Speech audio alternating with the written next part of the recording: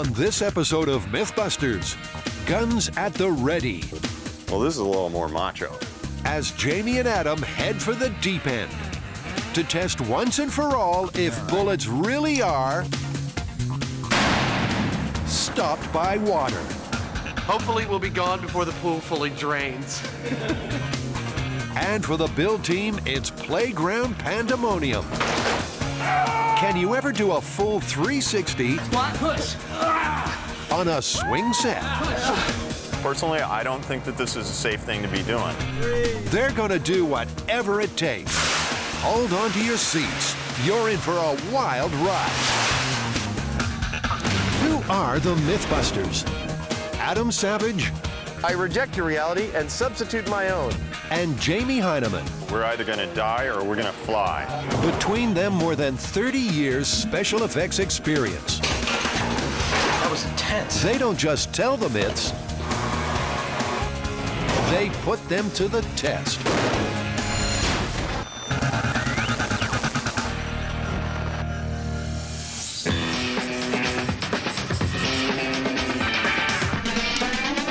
Another myth where we get to fire some guns. What's this one all about?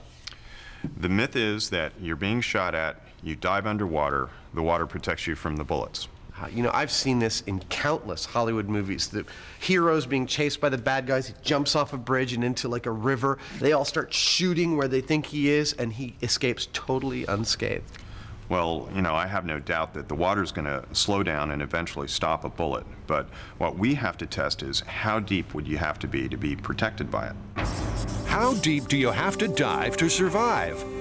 The Mythbusters will build a 10-foot tall acrylic tank, add some ballistics gel, fill it with water, and start shooting.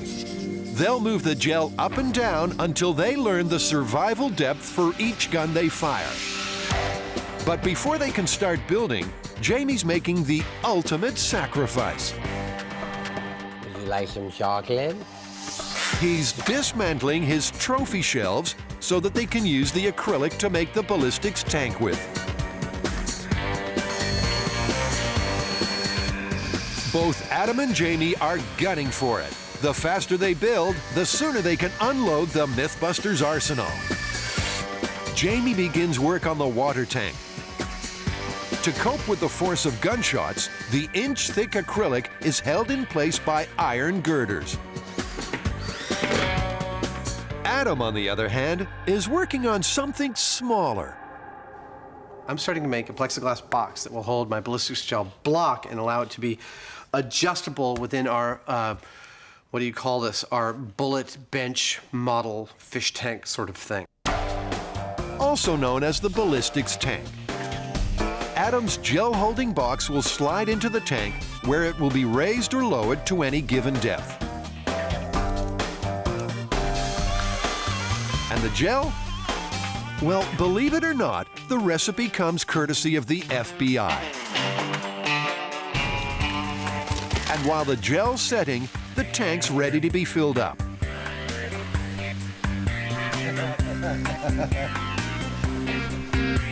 Slowly, the leaks are starting to appear. Their tank is marginally more waterproof than a sieve, but Jamie's opted to take a positive outlook. Right at the bottom, there's a little bit of a pinhole leak, but I'm not too concerned about it because it'll probably take all day to get like, 5 gallons out. So rather than fix it, they'll live with the leaks. In the meantime, the ballistics gel is all set. Its flesh-like consistency is such that if a bullet goes through it, you'd be dead. If it doesn't, you'd live to tell the tale. To be honest, until right now, I wasn't sure that that was going to work. Lastly, Adam attaches a plastic strip to move the gel box within the water tank. The rig is all fired up.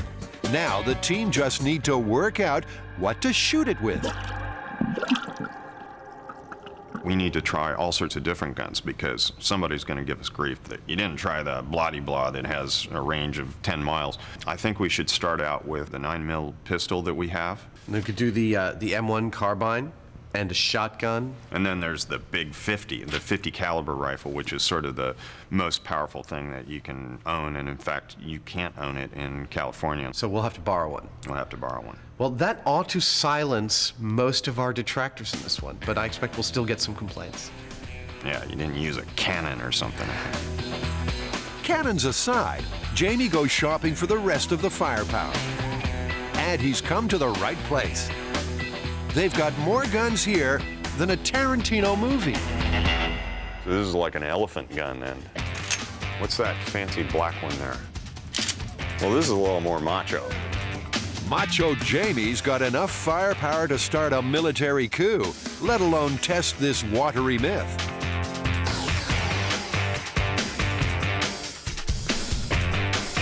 He's even arranged to borrow the dreaded 50 caliber. This is a workout just picking it up. It weighs about 50 pounds. So can I see one of the bullets? Yeah. Yeah. All right, well, That's what this fires? it's smaller than my head. It's all right. Will he dare fire this mother indoors?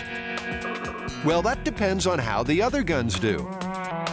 And the starting gun is the smallest, the 9mm. So we're a 9mm pistol, 147 grain round, distance of 6 feet. Okay, the gun is loaded. 3, 2, 1. Interesting. So, where's the bullet? That looks like we went right through the ballistics gel, Jamie. Sure enough, the bullet fired at 960 feet per second went clean through the gel. This means it was a fatal hit. 6 feet of water ain't enough to stop a 9mm pistol. So the team lowered the gel to 7 feet. Okay, this is 9mm pistol, 147 grain round at 7 feet. That's another one that went through. Shall we lower it to 8 feet? Okay, this is 9mm pistol at 8 feet. 3, 2, 1. And the result? Whoa, no, that didn't go all the way through. Jamie? Yeah. It's about ½ an inch under the surface of the ballistics gel. It's a non-lethal hit. 8 feet under, and you're safe from a 9mm. And for the next test, the shotgun. There's that sound. know. James Hyneman is ready? So this is the 3-inch deer slug out of a shotgun. This is awkward. 3, 2, 1. It's busted the tank. And water spilling straight onto the lights. This is seriously dangerous. Luckily, the power is pulled before anyone gets electrocuted. Cords out, just yank them out. The team are safe, at least for now. Jesus wet, Jamie. There's a huge crack in the front piece here. And it looks like you forced the whole side here, this corner. It's all pushed away a good ½ of an inch. Surprisingly, firing a pump-action shotgun inside, not a good idea. But in all the mayhem, what exactly happened to the slug? We saw the little shotgun slug sitting on top of our ballistics gel and thought, erroneously it turns out, that it hadn't punctured the ballistics gel, but in fact, we looked carefully, we can see that not only did it puncture the ballistics gel, but knocked a massive chunk, a cone-sized chunk out of the bottom of the ballistics gel. That's definitely a lethal hit. They pierced the gel, burst the tank, and maybe busted this watery myth. It's one of the great playground parables.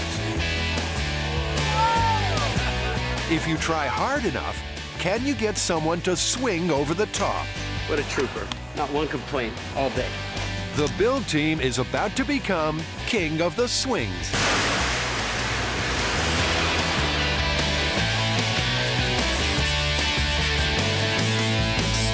What is the myth, Grant?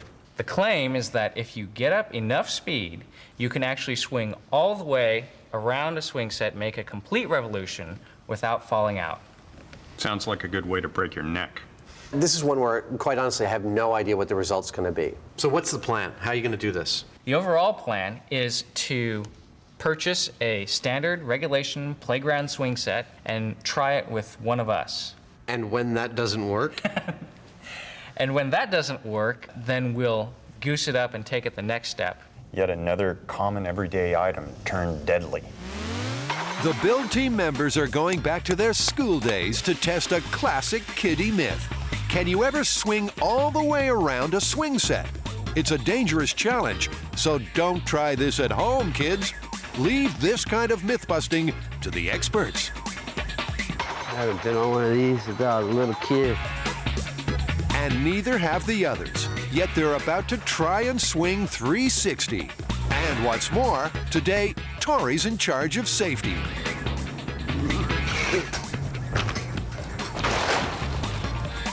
And he's already made an alarming find. Warning, this swing was designed for use by children only, not for adult use. We have 3 adults that are going to be trying this out.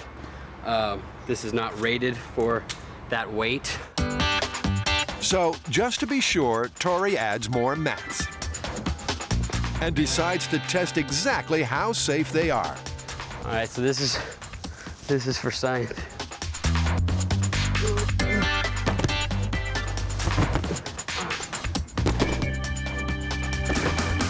I think we need some softer pads. As Tori continues being a human crash test dummy, the others are plotting something a little more scientific. They're building a giant calibrated scale, which, when coupled with the high-speed camera, will allow them to work out whether they're coming close to generating sufficient force needed for a chain-straight 360. This myth is a battle between the strength of the pusher driving the swing up and the force of gravity pulling the frustrated swinger down. The pusher must propel the swing fast. Centripetal force, which depends on this velocity, maintains the circular motion. As the swing gets higher, if centripetal force is less than the force of gravity, the chains will go slack and the swinger will fall out of the sky. The high-speed camera will reveal the height at which the chains go loose and the exact velocity of the swinger. If no swingers get close, the team can use these figures to learn what it will take to go full circle. Okay, test number 1, me under my own strength. Watch out. So Carrie, you're gonna wanna swing to your maximum speed. Once you get up to that point, call out to the high-speed camera and they'll record it. Okay, I'm getting to the point where the chain's starting to get loose when I get to the top. So I'm thinking I'm at my maximum. Even at her maximum, Carrie's way off a 360. Whoa! You went total Whoa! You went I'm over above horizontal. Your swing technique is excellent. The high speed sure proves that. And it helps the team work out that Carrie reached a max height of 11 feet and swung at 23.5 feet per second. Okay, who's up next? Ready. Test number 2, Tori underneath his own strength. All right, ready? Can Safety Officer Tori launch the child swing any further around? All right.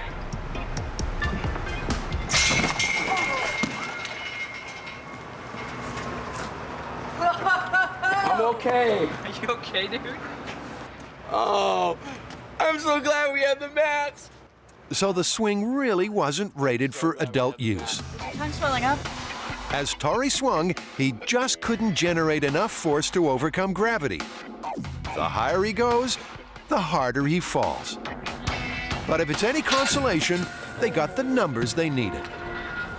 So you achieved 22.4 feet per second, less than Carrie. Before Grant's turn, Tori welds the swing firmly shut. I'm not gonna let that happen again. And that's not the only precaution, because after Tori's accident, Grant is suiting up for safety. Freedom. All right, it's gonna be test 3. Grant, under full power, 2 people pushing. With 2 pushers, Power Ranger Grant's picking up speed fast. Big push, do the big push. Go! But he's going to need to use his superpowers to get over this swing bar. Even with 2 people pushing, Grant goes no closer to 360 than Carrie and Tori did on their own. 23 feet per second and 11.5 feet in height. So even little Grant was too heavy to push all the way 360. Hey, that suit was cumbersome, and it was getting a little scary. Yeah, it's still way too dangerous. So what's the plan? Little simulated Susie. And how much does simulated Susie weigh? She weighs 65 pounds. All right, that's about your average weight of like a 7 or 8-year-old. Yeah, and she's not gonna complain. For Simulate Susie, sitting on a swing will be like a walk in the park. After all, for her last outing, she was strapped into a crashing airplane. Of course, little Susie can't hold on for herself, so the build team wire her in. Please don't try this at home. But using Susie isn't the only change. The team are also halving the length of chain because a shorter chain needs less velocity to make the 360. In with her. In with her, And then pull out. Yeah. Lastly, they tie ropes around her so that this time they can really give it their all.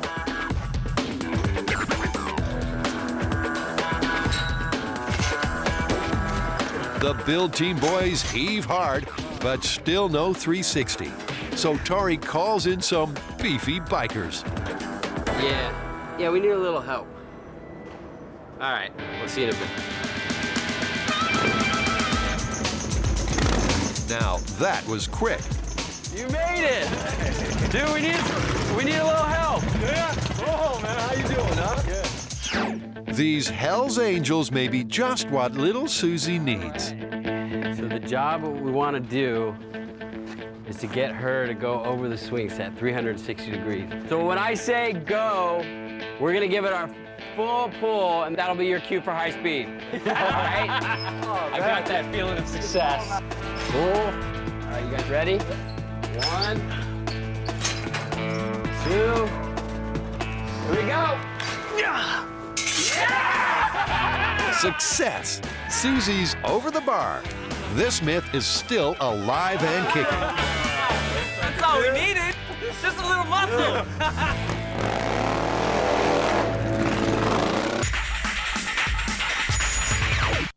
Adam and Jamie have had a shotgun setback. Does water stop bullets? Well, from a 12 gauge, absolutely not. It ruptured the tank and flooded the store. Lamps off, lamps off. Well, it looks like we're not going to be shooting any more guns off in the shop. Yeah, you know, I think the problem with our rig is it doesn't have to be vertical. That's a worst case scenario, but all we really need is obviously a longer column of water, but a column of water could be at an angle, like a 30-degree angle. Which would actually be more realistically the way you would get shot at. You know, like somebody off to the side of a lake or a river or whatever. Their first rig was the worst case scenario. With the shooter directly above, the target needs to be deeper than the furthest bullet. Now, with the shooter shooting at 30 degrees, the target can be much closer to the surface. For an 8-foot penetrating bullet, he'd need to be just 4 feet underwater. Adam begins recycling the busted vertical tank into the new, longer 30-degree rig.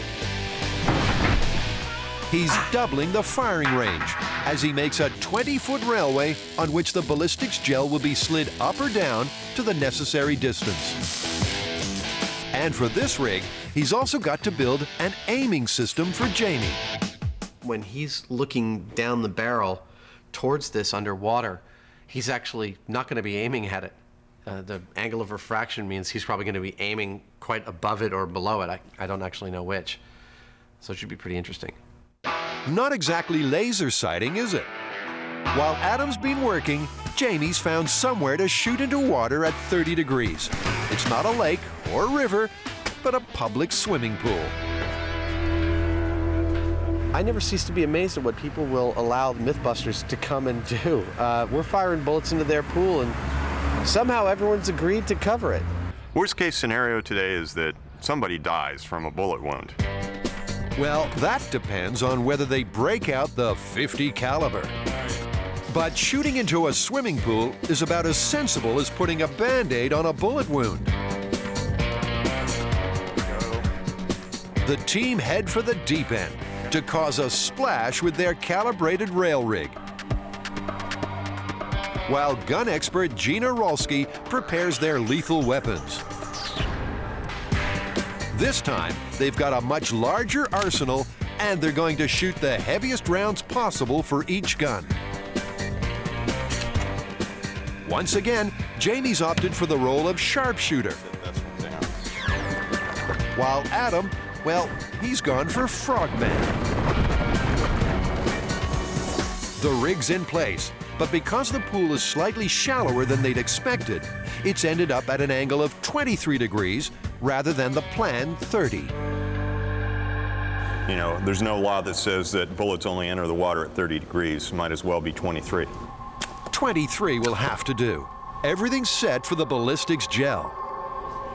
Now, the box jellyfish is one of the most lethal foes you'll encounter in your average swimming pool.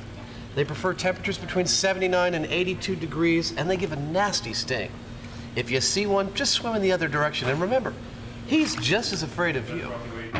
With the jellyfish in place and the refraction aimer marked up, the pool experiment can begin. And first weapon up is a replica Civil War rifle, which will be firing Jamie's homemade bullets at 1,000 feet per second. This is the black powder rifle, ballistics gel at a distance of 15 feet. Okay, cocking. And 3, 2, 1.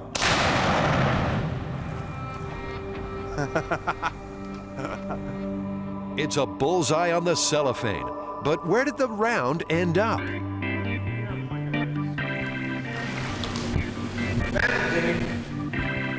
Directly underneath where I am. Where you are? It's about 25 feet. The bullet veered way off target, so the confused team try again with the gel at 5 feet. 3, 2, 1. That might have made it in. But when Adam looks for it, it's nowhere to be seen, and it's certainly not in the gel. I think when we're done with this, I think we'll be able to say that if you're, somehow transported back to the time of the Civil War and you're being chased by a battalion of soldiers, that actually diving into the water might actually save you. But how deep would a time traveler need to dive? The team now tests 3 feet, and for that, they step up safety. Okay, black powder rifle, distance of 3 feet. Oh yeah, I see the round in the back of the box. That's definitely lethal at 3 feet. Dead through 3 feet, safe through 5. But with the 23-degree shooting angle, you'd actually be safe just 2 feet under the surface. So, bring on the pump-action shotgun. Okay, deer slug in the shotgun, 15 feet. It was this that split their first rig. And just like then, it's firing at 1,400 feet per second. Adam's in to inspect the ballistics gel, but there's no bullet in it. It's empty. It dropped right below me, so it expended all its energy. More at like 10 feet rather than 15 feet. So let's bring it up to 10. Okay. Same increment as before. And 3, 2, 1.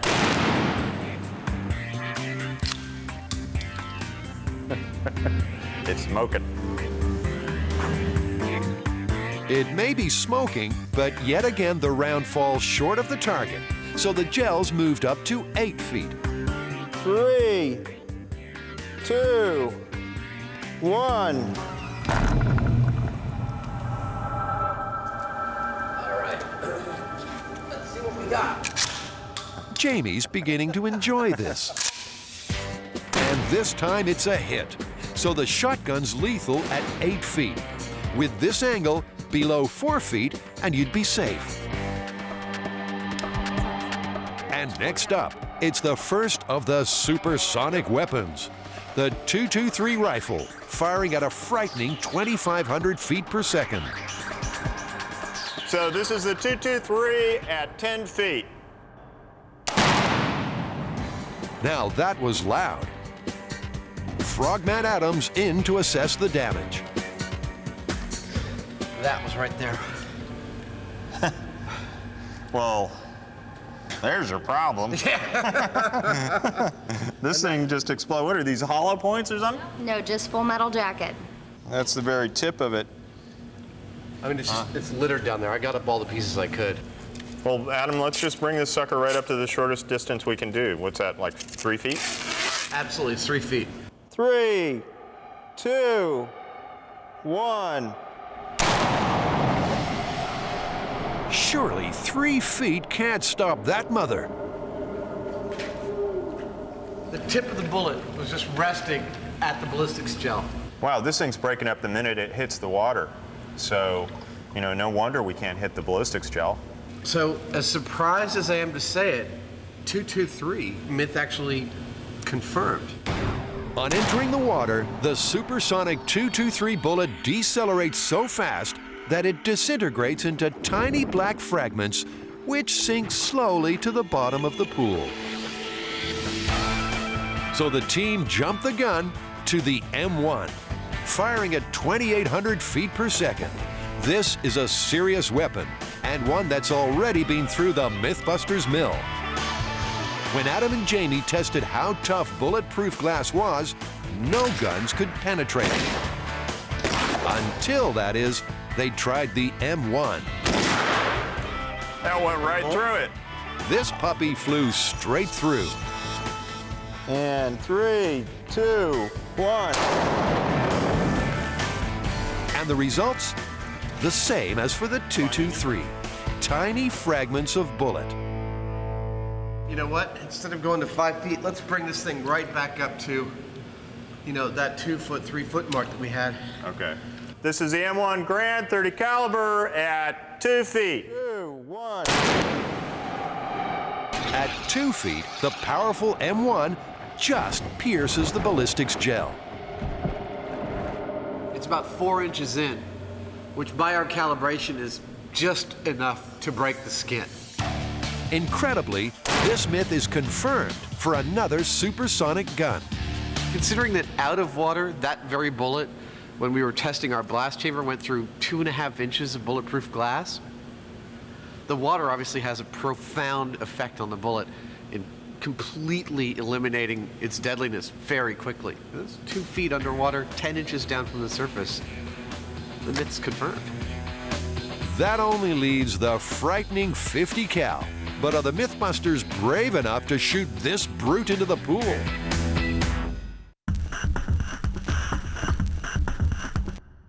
In the 360 swing myth, the awesome foursome got Susie over the top. But it turns out to be not quite what the team had hoped for. Moments after Susie goes over the bar, she just falls out of the sky. It's not a chain straight 360, so it's back to the drawing board. So you guys needed to call in the big guns to get her over the bar, did you?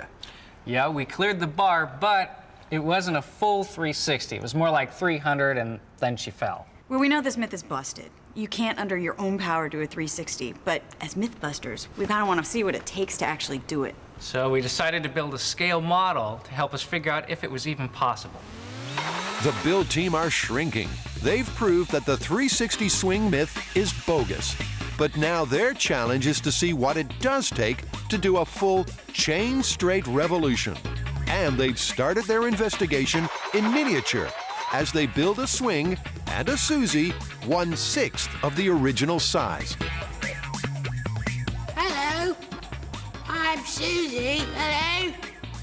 Lost it. It's too late. Tori, the minimum amount of push to get at 360. Okay. Test number 1, Tori power on the model. Ooh, that was good. Pretty good.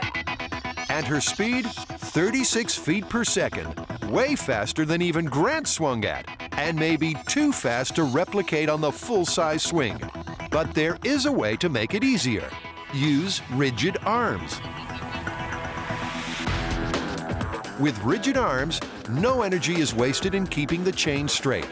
All the forces are channeled into velocity, so a much slower speed is needed to go 360. Okay, let's see what kind of velocity you need with a rigid arm. Okay.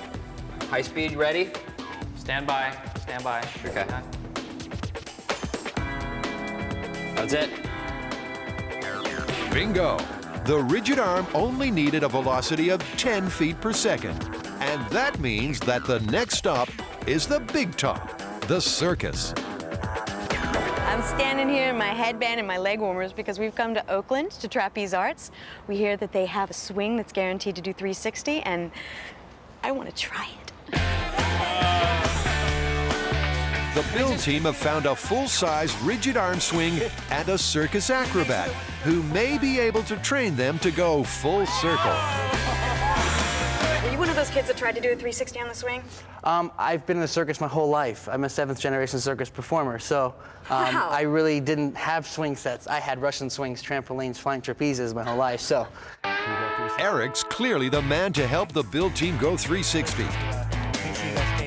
And to prepare, they first do their stretches.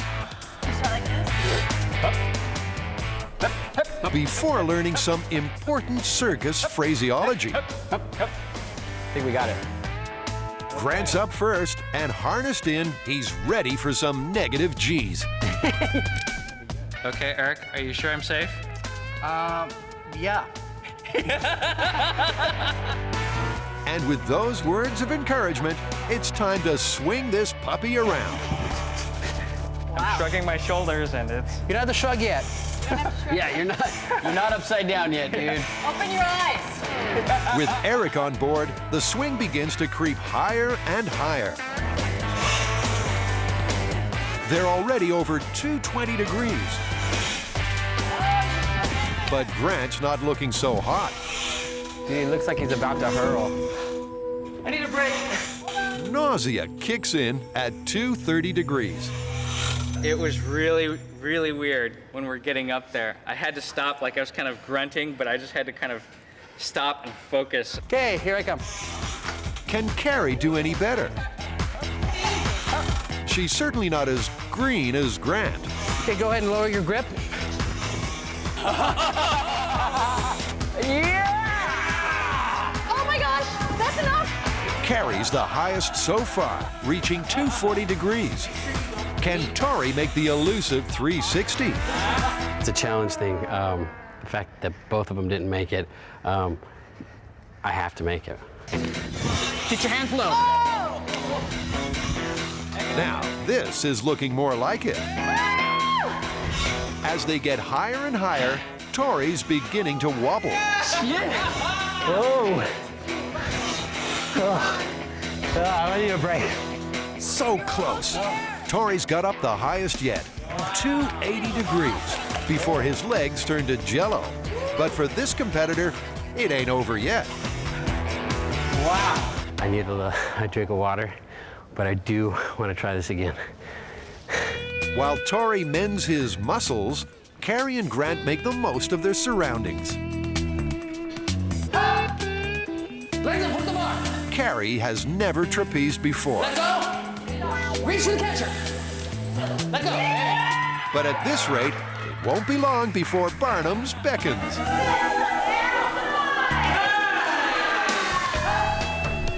Legs up, hook the bar. And Grant, well, he's about as graceful as a buffalo with bunions. Maybe he should stick to the day job. Unlike the others, Tori's not been clowning around. All right, Bleachy. I'll try not to let you guys down. And now, for the main attraction.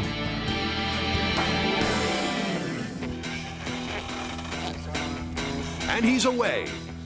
This, of course, is the easy bit. And Eric's up. Now they can really get this thing going. Already they're past Grant's best efforts. Oh, you're almost there. Sorry. They're over 280. Oh, you're getting it. With one final push. Push! Push! It's just too much. Tori's as tired as a slug scaling a chimney. His mind wants to continue, but his body's given up. I was like, yeah, we're gonna get it. And then my legs were like, no, you're not. Well, we came here for a 360. We gotta leave with one. Yeah. Well, I'll do 360 for you guys. You'll do it for us? No problem. Okay. All right. Eric, the 7th generation circus performer, takes center stage. Swing. It wants to go around. There it goes. Ah, nice. The ringmaster is over. So for rigid arms, this myth is confirmed. A 360 is really possible. Eric, hey, thanks so much for all your help today. With the rigid arms mission accomplished, the team must return to their chain swing to try to repeat this amazing feat.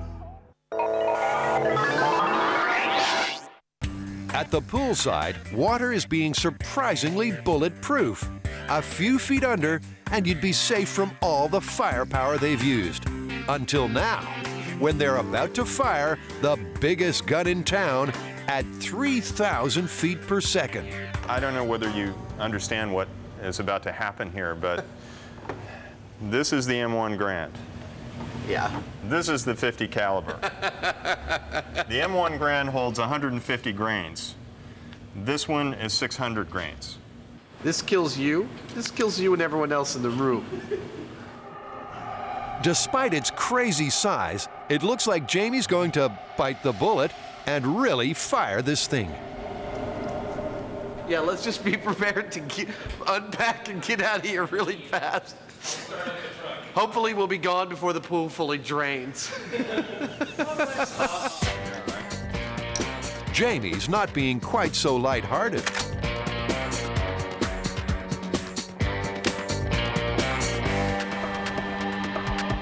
So the safety's off now? I would think so, yeah. Okay. With the bullet loaded, it's time to step back to safety. For everyone except Jamie.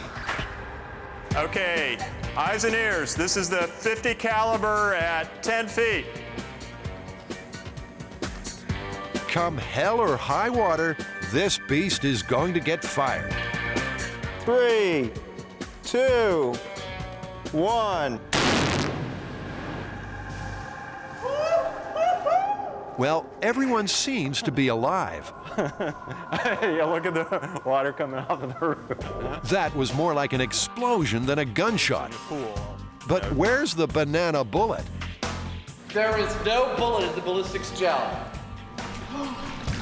But with this weapon, the bullet could have gone through the gel and buried itself in the far side of the pool. What do you got? I got a bunch of stuff. It expended all its energy within 3 feet and became totally non-lethal. Wow. At 23 degrees, even the terrifying 50 cal won't get you. Just 14 inches under, and you'd be safe. Well, Adam, this is totally amazing. Even with the 50 caliber, an armor-piercing round, it lost all its energy within the first couple of feet. It ripped the copper jacket off of it and didn't penetrate the target. Well, just like all our other high-powered rifles. Yeah. And yet, with the slower muzzle velocity weapons, like a handgun, the black powder rifle, and the shotgun, we found deeper penetration, sometimes as much as 8 feet. But at a 30-degree angle, you'd still only have to get your body under about 3 feet, which is quite achievable. Well, I guess you know what that means. Yeah, the myth is confirmed. You would be safe.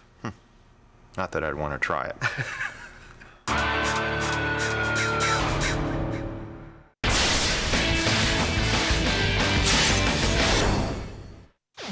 A rigid arm swing can indeed go 360.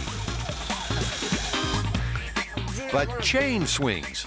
Well, the build team tried their best, but got nowhere. This myth is busted. So now, in classic Mythbusters fashion, they're going to do whatever it takes to get a chain swing up and over the bar. And they're going to start their extreme experiment with the scale model. We came up with sort of a Wile E. Coyote solution to this 360 problem. We're just gonna strap a few rockets to little simulate Susie and just watch her go around the swing set. No sooner said than done. Little Susie's got one glued to her back. And if this works, the team can scale up to full size and attach some monster rockets to their child's swing. 3, 2, 1, firing. Well, the little Rocketeer went over the bar, but not quite as planned. Well, that test was pretty good. I think what we need to check out now is what's more important, tension on the chain or angular velocity, which is going to push it around in an arc. Okay. So for test 2, the rocket is positioned exactly horizontal for maximum velocity. In 3, 2, 1, firing. Where's her hand, dude? Busted off. Blew her hand off? She's tough. The horizontal rocket sends Susie off into a cataclysmic spin and blows off her hand. So for the next test, the rocket is positioned vertically for max tension on the chain. In 3, 2, 1, launching. That was pretty pathetic. So the vertical rocket was pretty useless. It's going to be a combination that's needed for this myth. Something like, say, 40 degrees? So this is test number 4, rockets 40 degrees to the horizontal. All right, we're armed and launching in 3, 2, 1, fire. Yes! Yeah. Yes! Beautiful. Perfect! That was great. 40 degrees was spot on. Susie goes 360 and beyond. So the next stage is to replicate this result on the full-size swing by strapping on some mammoth missiles.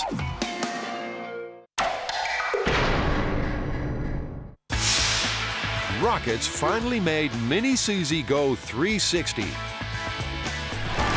Now, at Hamilton Air Force Base, the Mythbusters are about to scale things up and strap rockets onto their full-size swing to replicate this feat. Watch out, Trey. Luckily, they've got amateur rocket expert Eric Gates to help them. A slightly smoother Eric has already helped the Mythbusters test whether there was ever a Ming Dynasty astronaut.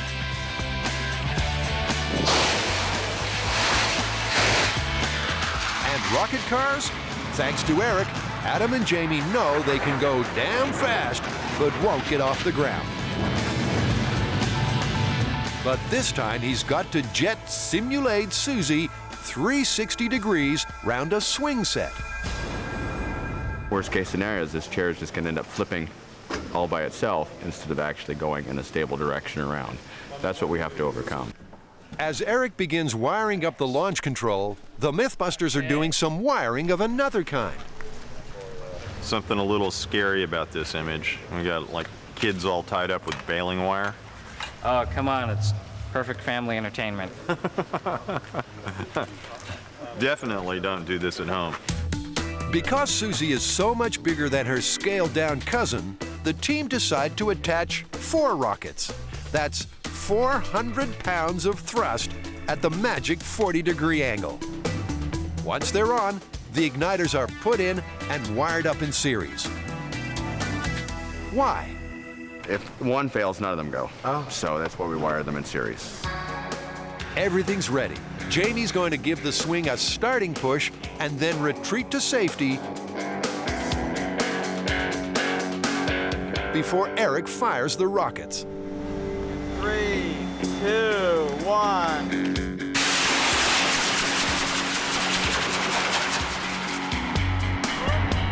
Whoa. Well, did a 360 just... Slowed down, it's clear that only one side of the rocket's ignited, and that sent Susie into a gut-wrenching spin. But Eric reckoned that was impossible. I mean, he said, quote, we rigged them up in series so that if one failed, they'd all fail. But that didn't seem to be the case. It looked like 2 failed and 2 worked. This time, Eric puts just one rocket each side. Then there's less that can go wrong. With the wiring confirmed, Susie's ready for another wild ride. 3, 2, 1.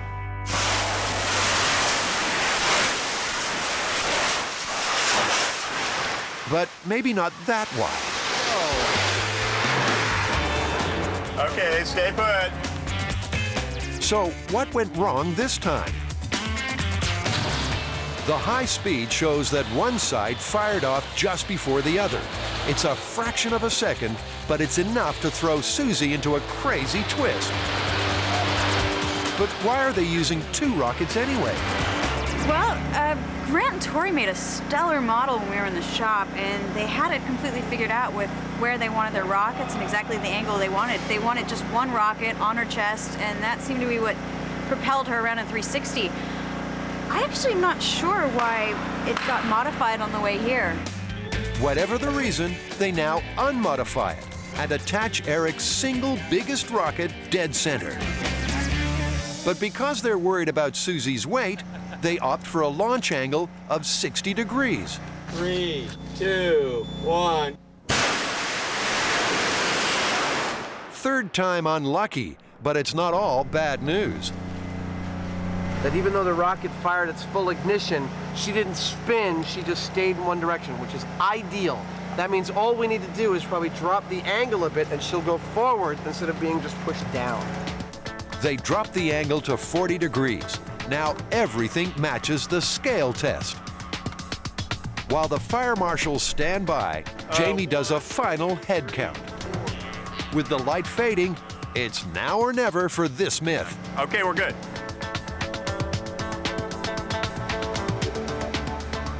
Jamie gives her one last push. And 3, 2, 1. And she's over. At last, using the results of the scale model tests, Simulate Susie finally goes the distance. That's a full wrap on the chain. Now there's proof that amidst the smoke, she really did go up and over the bar. And her chains? Well, the high speed shows that they were straight the whole way round. A perfect demonstration of a swing set 360. For a minute there, I didn't think it was actually going to work. No, I didn't think it was going to work most of the time. But how cool was that when she's going and ends up on the top of the swing set? I don't know. By cool, if you mean absolutely terrifying when they started spraying smoke and fire towards us, only 15 feet away? Yeah, cool. So in the final analysis team, what is the final verdict? The myth that you can do a full 360 in a swing set, busted, plausible, or confirmed? Totally busted. Not possible, busted. Busted, but the rockets were spectacular. Well, hopefully that's our job, to strap rockets onto everything.